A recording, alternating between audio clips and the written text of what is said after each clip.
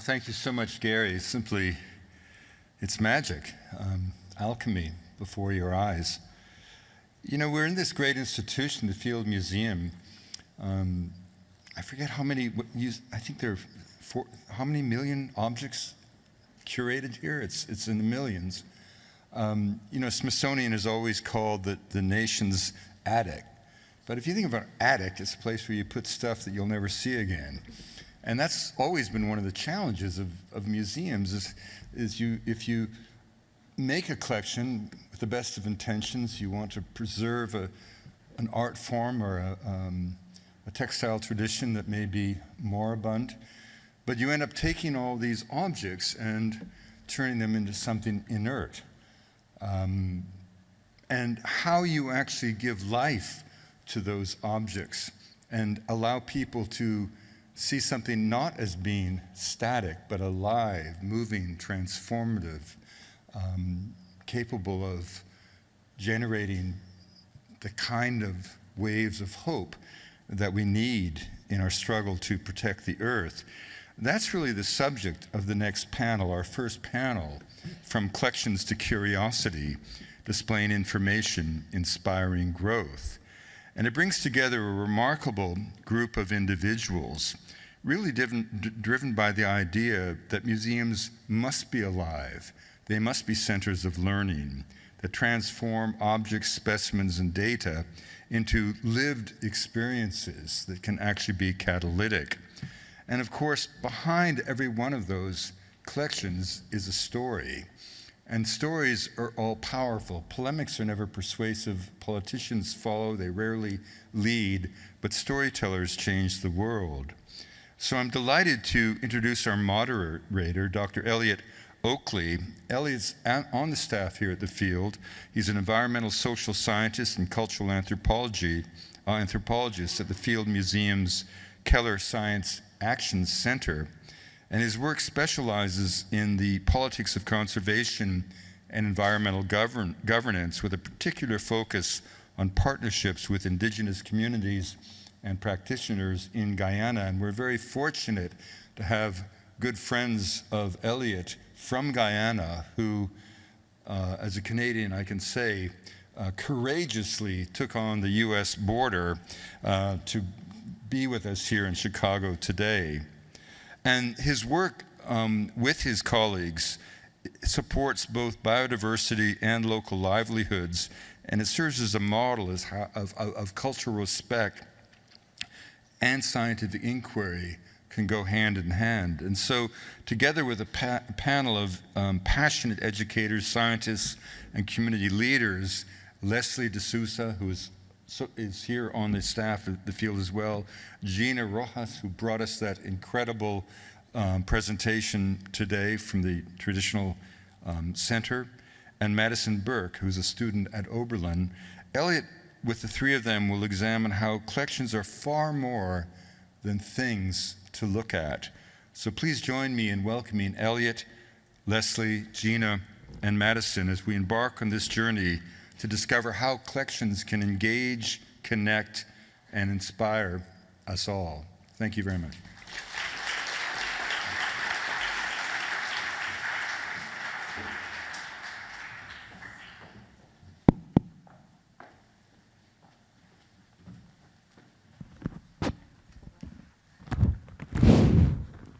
Thank you so much, Wade, and thank you all for being here.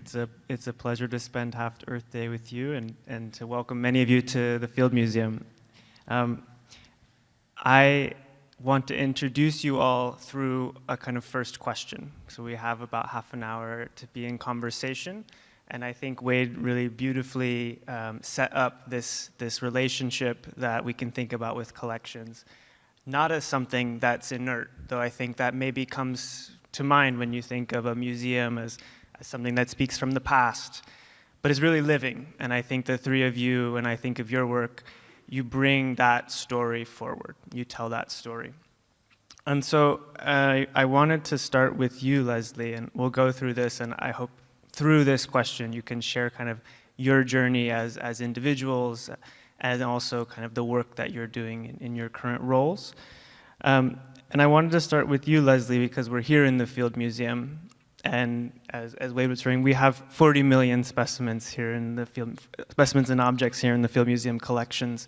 But very few of those are maybe what come to mind when a visitor comes to the museum. We think of the exhibits, we think of public-facing spaces, where really it's like an iceberg, like a tiny piece is visible, and literally below our feet in floor after floor are objects that are part of those collections. So what role do museum specimens play in your work as a conservation ecologist, as an ichthyologist? What stories do they hold for you that maybe don't come out to someone who doesn't have the scientific disciplinary perspective that you do? And kind of what responsibilities do you owe back to them? Thank you. Good afternoon, everyone. It's really nice to be here and be a part of this Half-Earth event. Thank you so much, Wade and Paula, for the opening. I would like to kind of answer that question by kind of touching on something that Wade said in the opening about how some of the mentors that you have in your life you don't meet, you never meet. And I would say, as an ichthyologist working with specimens here at the collections, many of those specimens working with fishes here have been really important mentors in my work. And for example, working in Guyana on fishes, we have one of the oldest collections of an ichthyologist who went to Guyana in the early 1900s. And just seeing his collections here, Carl Eigenmann, and seeing the places that he's been to in Guyana, it was almost as if he's saying, I went here, Leslie, you go here, fill in the gaps. But also, every time I look at a specimen in the collection jar and I see the names and the places, there's a story that's very much connected to that. And before I went on my first expedition, those were just labels. And then I realized when I was making my own collections into these natural history museums, that when I look at the label now and know the Burro River, a rocky rapid, I can think about, wow, that's the night that my hammock got completely flooded, or I got bit by a bunch of leaf-cutting ants. So there are stories that are connected to these collections, and they've been a mentor to me and helped shape kind of the way that I think about the work that I'm doing, but it also helped to inform kind of the now, how biodiversity is changing over the course of time so rapidly. And it's so important to think about how to have that kind of source of information from the collections of how we're changing our environment in ways that we can use these collections to help shape the future and change the future better for conservation. And in terms of intention, I think about sometimes how these collections, these are mostly male ichthyologists, not one of those collections were female. And I'm sure at the time he didn't think that he was going to be inspiring a woman in science, but they did, and they have, and they continue to. I think the collections and thinking about kind of what's possible as well. There was a curator here, Emmett Blake, who went to a place, very unexplored region of southern Guyana on the New River, and that was an inspiration for our work about what was possible and where we would be going, knowing that someone had traveled and we're following in those footsteps and building up our knowledge of that space. And so there's very clear intention about making those collections. Thank you, Leslie. And I think when we think of collections, we do often think of museums, but I think one of the goals for this session is to sort of think more expansively about what a collection means. And so I wanted to turn to you, Gina. You're the executive director of the Trickster Cultural Center, and the Intertribal Youth Council welcomed us earlier in ceremony. And so I wanted to ask kind of how you approach this idea of collections, what a collection means, and in particular working with Native American contemporary art, bring collections to really forcefully say that these are collections that are living, that are part of the work that you do, and kind of what have those taught you, and what's the role of a collection broadly framed in sharing knowledge? Thank you. Welcome everyone. Thank you again for inviting us to be part of that that opening ceremony. And I guess what we could look at it, that opening wasn't just an entertainment. We don't call it a performance. That actually was art collection. So if you were to look at, and we could spend hours on what the youth council had done with those 3 songs, but they are our living collection. The Sergio with the drum, if you were to sit and talk to him, you'd learn the story of the drum, of how he has that drum, what it's made out of, how it was made, who made it. So those are those stories that we talk about, the stories that we bring forward. And even with the kids with their regalia, which is why it's so important that we don't call that costumes. Those are our stories. One of our youth, Aaron, he had a ribbon shirt on, which was passed down from a couple of youth. And so, again, part of our collection, being able to pass it down and being in community. Kaylee, our jingle dress dancer, with the metal cones on her dress. Each cone was sewn on in prayer, and prayer is a hard word to say, but it's the English, I guess the closest English word we could say, intentions of healing, intentions of offering that to the community, as well as the songs that that Sergio had sang. Some of them are contemporary songs, but I believe the honor song, that's an old song, and that comes with stories, how that was passed down, how he is also passing that down to our youth. And so when we talk about collections or talk about pieces that we have within the Trickster Center, we call our collection a living collection. It is literally still in community, still being utilized. We do have some regalia pieces that are in exhibition right now, and if someone was in need from the community, need of that regalia, we take it off the mannequin and hand it to them. And so keeping those collections not in a, like you had said in the opening, in an attic, but still in community. And with our partnership through the Field Museum, we're able to bring objects from the archives and bring them back in community, welcoming them as part of our community as a living being, whether it's a ledger art from the archives or a basket from 100 years ago, or even our healing gardens that we have such cultural relationships with. I consider that more as our collection, and teaching that, having those objects, caring for the objects, and also being able to share their stories with everyone else. That's part of what the mentorship, mentee, I guess, ship would be considered, much more than what we had said about apprenticeship. I think mentorship is more of a consensual learning exchange between multiple people or multiple beings, as you would say. And so, with us as a contemporary cultural center, we do look back at our objects and our culture and our histories, the stories from our art, the stories from our archives, and we're able to formulate that through our artists and create contemporary pieces as well. Again, the regalia that the kids had on, those are called contemporary pieces, but they evolved from someone who made a dress 100 years ago, and now that dress and that story is carried on through multiple generations. And so being able to do that, and almost having that ability, or like you all say, the magic, to be able to bend time from a linear to a cyclical, where we started at one end with a ribbon skirt and just went full circle to today, and still having that with the intentionality and the foundation and structure. Thank you. And I want to turn to you now, Madison, and we've heard from Gary, and then this thread of the relationship between art and collections. And so you're a scholar and a multidisciplinary artist. You're studying environmental studies and geosciences at Oberlin College. You were awarded this prestigious Chicago Posse Foundation scholarship.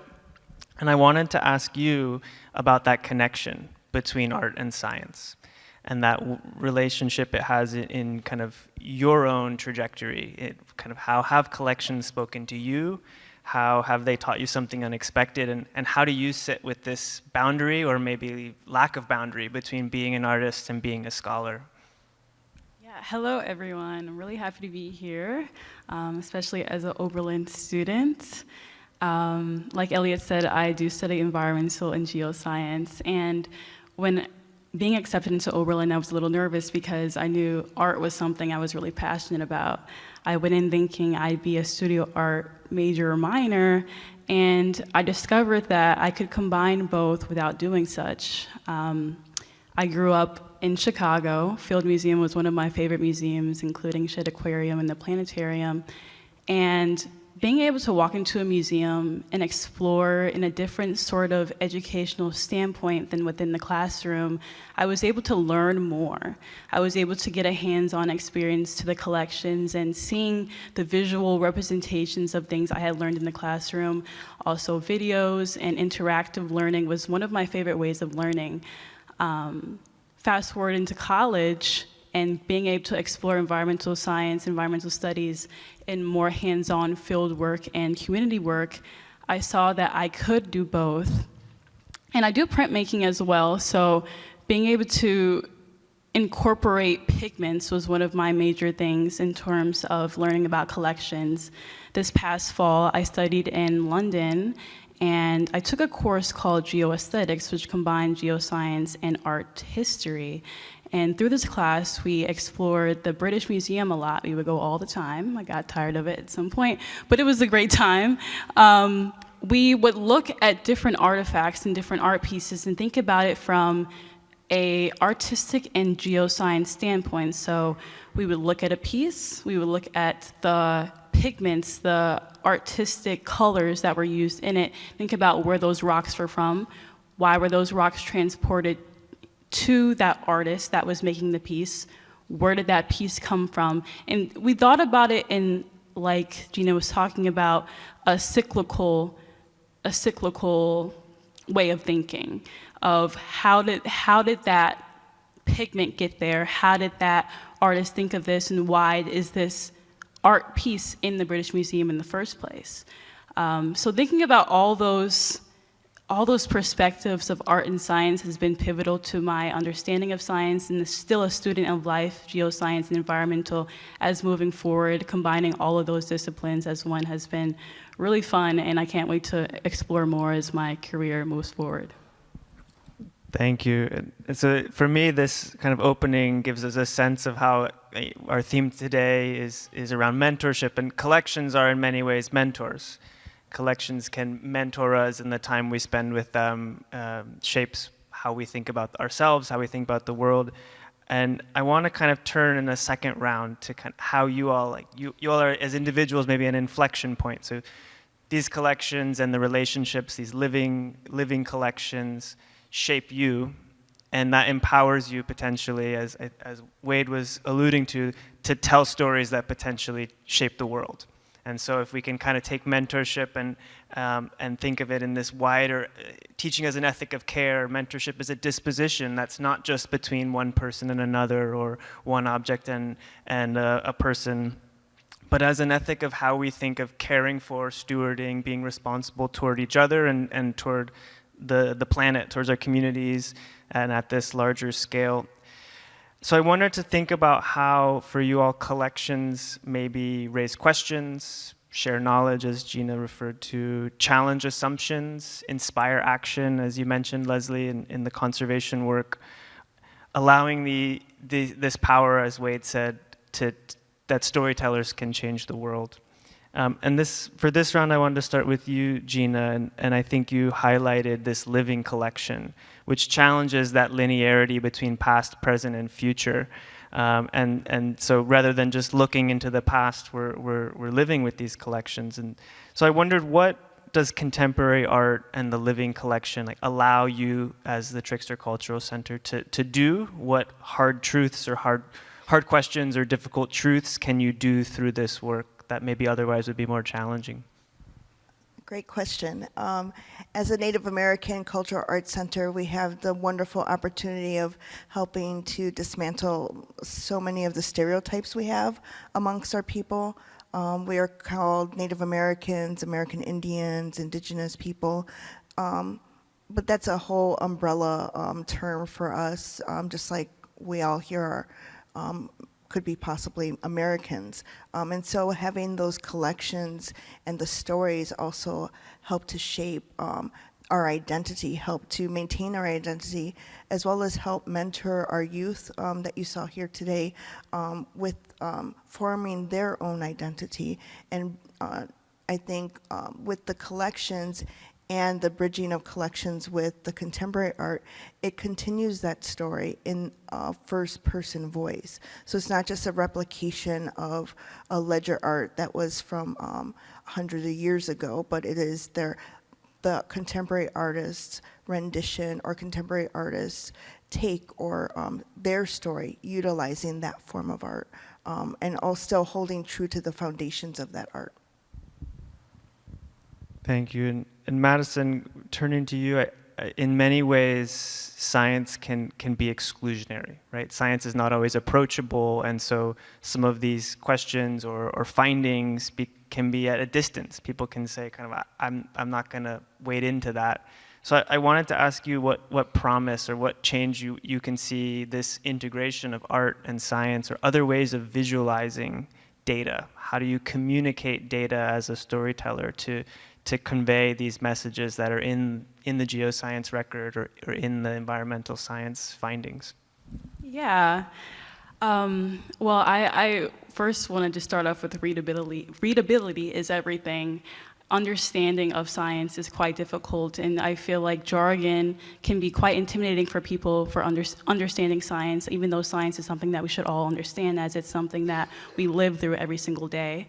I made an ArcGIS map when I was in London, trying to talk about I did talk about my favorite geographical highlights of the semester, which included different national parks, different regular parks in London, and also just the British-Irish ice sheet as in general. And in that ArcGIS map, I made it my goal to make sure that the map would be understandable by anyone. I broke down the explanations of what eskers and lateral moraines were, and I included pictures, my own take on what I thought when I went to those places and why they were important to me and why they're important to the world. So including those personal feelings when interacting with science and art is almost the most important part when talking about sciences, because it gives you that personal feel. It makes it seem bigger than yourself, because it is. Yet within that personal feel, you're able to sit back and think about your own community or your own place, and that idea of placemaking is more accessible as well. And Leslie, I can imagine that resonates with you, and this idea that science isn't just for the museum or just to sit on a shelf, but it's to do something in the world. You work in the Science Action Center, and a lot of the work aims to get information into the hands of decision makers saying what matters. And so can you tell us a little bit more about how you get from that fish in a specimen jar into some change in South America? Yeah, I just really like what you said, Madison, making it accessible, and that kind of helps me think about kind of, a lot of people think that you're in a collection, you're looking at a specimen, and it is very isolating, but those collections are expansive when you think about before they come to the museum. And so it kind of circles back to me thinking about how when I first started working and collecting specimens and bringing them back to study the species diversity, the fish diversity in the Amazon, it was daunting. It felt very isolating to be alone in the collection, looking at jars of fishes and comparing and counting fins and doing all of that.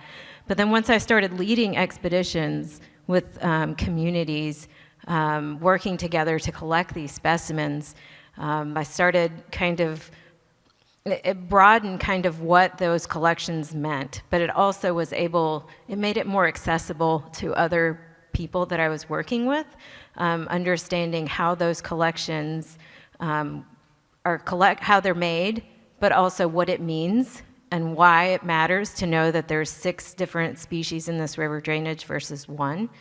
or on a mountaintop that might be zoned for mining, to understand like the diversity in that area. And I think that what I learned in some of those situations is that some communities had negative experiences with collectors in the past. And these are, some of the mentors to me on these jars in places in Venezuela or in Ecuador and other places in the Amazon.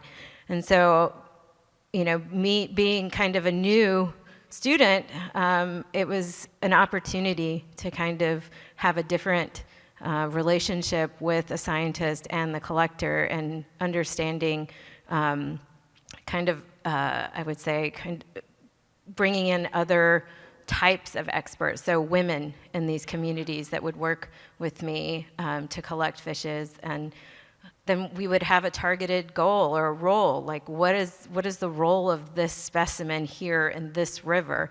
And in many cases, it would be potentially to help to fight against mining that would be impacting their waterways. And so I think there's just a role to the accessibility of some of the scientific work we do that involve collections, but then the conservation action that can come from that, which could be, protecting the riverways, protecting land. I mean, there could be a lot of different action components down the line. Thank you. And I'm thinking now, as we kind of move to one sort of speed round, let's say, as a way of closing, and I'm thinking of Paula mentioned that this idea of half Earth is a moonshot. By design, by intention, it's so ambitious as to change the conversation. And so rather than these incremental movements in conservation, we're suddenly looking at protecting half of the land and sea. And that really did change the global conversation, right? We have many countries around the world have signed on to the target of protecting 30% of land and water by 2030. And that wasn't in the conversation before half Earth arrived as a concept, right? Or E.O. Wilson's contribution to that. So I wanted to ask in a minute or two for each of you, how would you change the story? What can this audience we have today, what can our wider community of people committed to biodiversity and to people come away from this? How do you change the story of, say, the relationship between objects, specimens, data, between science and art and indigenous knowledge? And if there's a story of how you would tell that through the places you work, or a particular example that we can kind of say, wow, that's not the story I would have assumed. I see it differently now. And I want to start with you, Madison. Yeah, that's a big question to answer in a minute. However, I would like to just start off with saying the education behind art and science has to involve, as I've been saying the entire panel, the personal aspect of it. When you're able to sit down and think about, this is where I live, this is what the place in which I'm living is going through, these are the effects, these are the causes, you have more of a call to action than ever before when you understand what place you're in and what it's going through and what the community is going through. So from my standpoint as a student, I like to incorporate the art pieces I make as a call to action. One of the first art pieces I ever made was in 2020 when I was stuck in my room on online classes. And it was a piece called But What About the Future, which was questioning the future of our Earth and the future of our society and what it's going through at that current time. And fast forward to 2025, we're experiencing things that are way worse than how they were in the first place in 2020. However, that quote of "but what about the future" still stands as a question for a multitude of things outside of science, but socially, what about the future? So I would say, as just a soundbite, to integrate humanity and science as both one, because we are science, we are humans, we are a part of the living earth, we are a part of the half earth as well. We do affect it, so making sure that we know our place on this earth as participators of society and also of the Mother Earth, we are all one. So keeping that in mind, integrating both humanity and science and the personal interactions of it is really important from my standpoint. Thank you. Leslie, your call to action for here in Chicago or in the parts of the Amazon where you work? Oh my goodness, Elliot, it's such a big question for all of us in a minute. You did a good job though, Madison, in a minute. I think that it is connected to a place, and so I would say that at least for some of the work that we do in the Action Center based in the Andes Amazon area is connected to the people and the places that we work in. And so for some of the work that I've done, and one story in particular recently was working with local YY community in southern Guyana and utilizing their method for collecting fishes. And through that method, we actually collected more new species to science than I've ever collected with a net. And so integrating that local knowledge and having that collaborative effort together, so exchanging those knowledge, I'm hoping I'm imparting something, but I learned a lot from incorporating their knowledge into the work that I was doing there. But it's also a team effort. It's not just me alone. It's me with a team of interdisciplinary scientists working together alongside the communities in that place. So I would say it's kind of similar to Madison in connecting to the places that you're working in, whether that's in Chicagoland area or elsewhere. And Gina, here on native land in Illinois, how do you change the story? Great question. I am the executive director at Trickster Cultural Center. Trickster was a very intentional name. It's the name of many characters in indigenous lore. The trickster is a character that inspires through humor, at most times, inspires humans to seek the truth. So that's why we say come to Trickster, to seek the truth about indigenous cultures, Native American cultures. So I think listening to your own internal trickster character to be inquisitive and seek the truth through collections, and not just the labels and the signage that we just have such a small real estate of that. There's so much more beyond that, seeking the truth of that, asking questions, asking more about that, and finding those personal stories as well.